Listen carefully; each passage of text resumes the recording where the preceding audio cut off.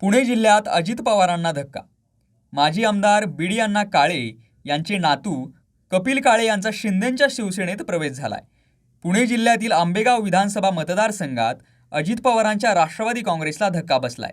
माजी आमदार बीडी अण्णा काळे यांचे नातू कपिल काळे यांनी आज शिंदेंच्या शिवसेनेत प्रवेश केलाय।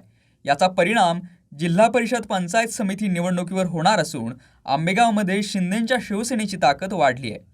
आंबेगावचे माजी आमदार बीडी अण्णा काळे यांनी व त्यांच्या कुटुंबाने आंबेगाव तालुक्यातील माजी मंत्री आमदार दिलीपराव वळसे पाटील यांच्या सोबतीने काम केले आहे। वळसे पाटील यांच्या राजकीय जडणघडणीमध्ये बीडी अण्णा काळे यांच्या कुटुंबाचा मोलाचा वाटा आहे। जिल्ह्याचे जिल्हा प्रमुख श्री देवदासजी दरेकर व उपजिल्हा प्रमुख प्रगदादा वाडकर यांच्या उपस्थितीमध्ये श्री कपिल दिलीपभाऊ काळे पाटील, कैलासवासी बीडी काळे अण्णा काळे माजी आमदार आंबेगाव तालुका, माननीय श्री शरद पवार यांचे मुख्यमंत्री काळातील पहिले विश्वासू सहकारी यांचा प्रवेश, यांचे नातू श्री कपिल दिलीपभाऊ काळे यांचा या ठिकाणी प्रवेश होत आहे।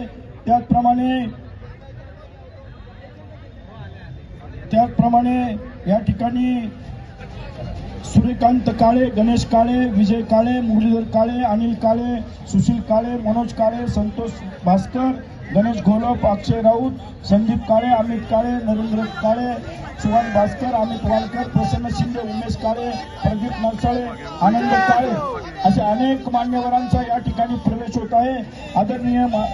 आदरणीय महाराष्ट्राचे माजी मुख्यमंत्री